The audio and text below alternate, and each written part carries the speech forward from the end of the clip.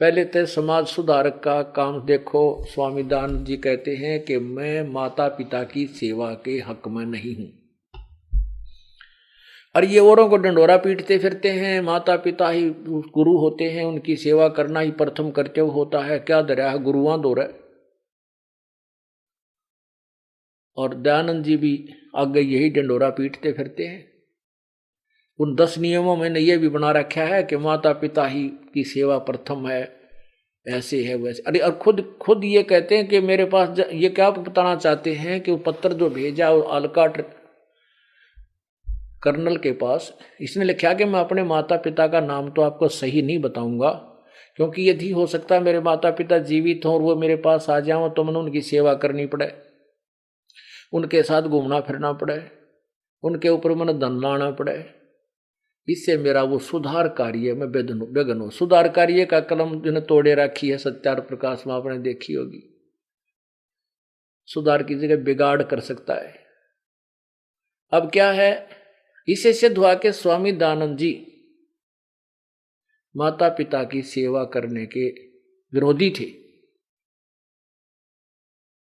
अब देखो, आप कोई तो मजदूरी करे है, कोई व्यवसाय करता है, कोई नौकरी करता है, कोई खेती करता है, तो ये भी तो आपका काम है। यदि हम ये कहें जिसके अनुसार हम माने कि मैं खेती करता हूं, माता पिता की सेवा करूं, तो मैंने खेती के काम में बाधा बने मेरे, उसका काम सुधार का था। जब उसके पास माता पिता आ भी जाते के बिजली पड़ जाती, क्या हो जाता। जब यहां देखो, महीने में, पूरे महीने में हम हिसाब लाएं तो कम से कम 50,000 आदमी एक महीने में यहाँ आते हैं, रुकते हैं, खाना खाते हैं और उनकी सेवा की जाती है।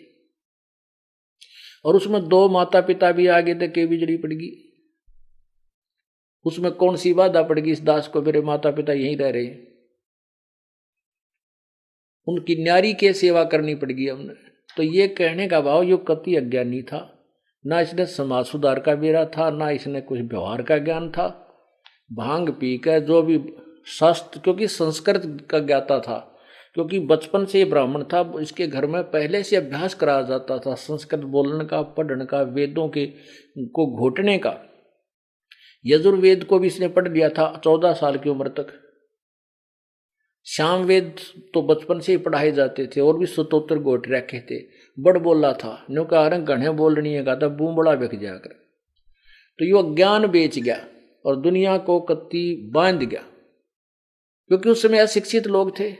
चंद लोग होते थे जो थोड़ा बहुत अपना अक्षर ज्ञान रखते थे, लेकिन संस्कृत उनके पास भी नहीं होती थी, क्योंकि संस्कृत पढ़ना केवल ब्राह्मण का ही काम था, को अधिकार था। तो न्यो बनी बात। अब देखो, भांग पीता था इसी में, यही वही बुक है समग्र क्रांति के अग्रदूत। इसके प्रश्न नंबर अब 19 पर ले चलते हैं आपको। ये तृतीय लेख है, ये प्रश्न नंबर 16 पे। अब आगे देखो, ये प्रश्न नंबर 19 पे, ये 21 पे, ये 21 है। ये क्या लिखा है यहां देखिएगा। ये कहते हैं श्रृंगी रामपुर से होकर छावनी की पूर्व दिशा वाली सड़क से कानपुर जाने वाला था, जब संवत 1912 विक्रम समाप्त हुआ।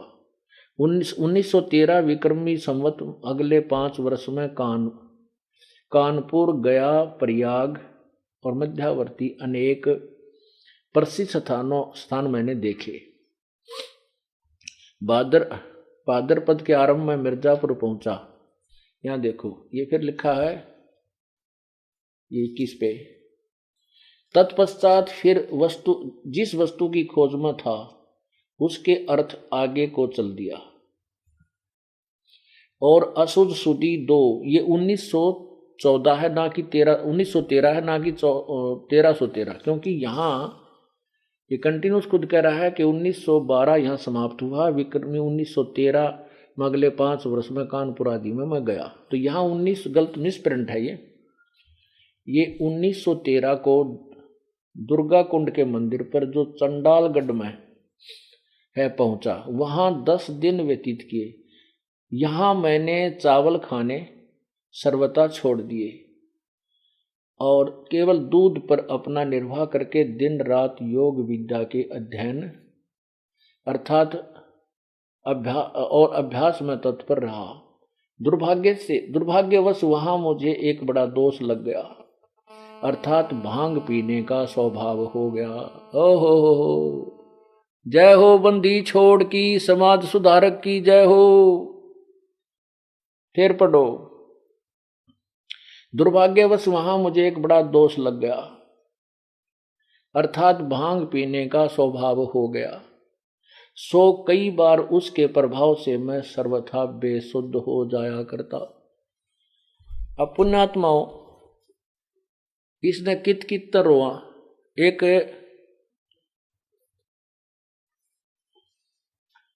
एक किसान जो है टोटे में वर्षा हुई को ना अकाल पड़ गया, उसने चक्की राण का काम शुरू कर दिया। पहले हाथ से पीसने वाली आटा चक्की होती थी और उसको एक लोहे के औजारा थे, उसमें टाँके ही मारा करते, वो पाट घिस जाते थे, वो फिर पीसा ना करते आटे को। अब उसने और तो कोई काम पाया ना, 2 थोड़ी सी ले ली, चाकी ठीक करा लो, चाकी ठीक करा लो। एक बुढ़िया बोली भाई आजा हमारी चाकी ठीक कर दे। वो चाकी खोल लिए पाट ने, बोली भाई मैं जल भर लेती हूँ कुएं पर पानी ले आऊं तो इतना अपनी चाकी डाले। अच्छा ताई जा, मैं तेरा के नाम है? बोला रमलू नाम है मेरा, रमलू। बोला अच्छा भाई। अब उसने क्या किया, उसने सोची जल्दी जल्दी, अभी शुरुआत तो हुई है, पहले एक बुढ़िया मिल गई तो इस गांव में तो काफी पाओगे।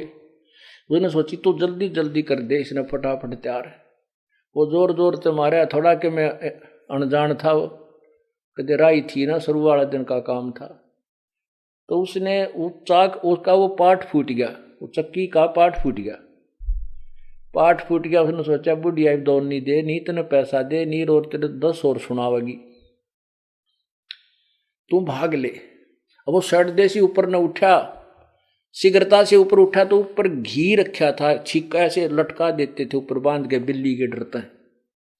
उसमें घी रखा था, अच्छा 5 किलो पक्का, एक मटके में कच्चे और मिट्टी के। वो सिर का लग गया, वो सिर लगते हैं और वो मटका तले फूटा पड़ गया, वो घी खिंड गया, घी गिर गया नीचे। तो उसने सोचा ये तेरी पिटाई चौके सोगी, रड़ बांध देंगे थाम के। उसने स्पीड से भागना चाहे, आगे से बुढ़िया लेकर आ गई, पानी उसका टक्कर लगी, वो मटका फूट गया।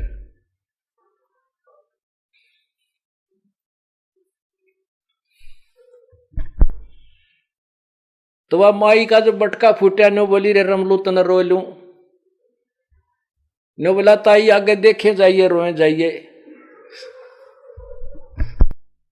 तो पुण्यात्मा समाज सुधारने देखे जाइए और रोए जाइए। समाज सुधारक को जहां से भी छेड़े उड़े बेगन पाथ रखा है इसने, सारे उल्टे खोटे कर्म।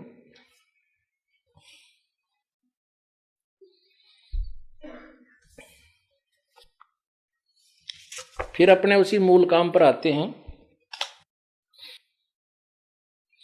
खाखी और निर्बाणी नागा सिद्ध जमात चलावे हैं, रणसिंगे तुर ही तुतकारा, ये गागड़ भांग घुटावे। गागड़ माना अच्छी घोट के लिया, अच्छा डालना, इसमें पानी थोड़ा नशा गना हो जा।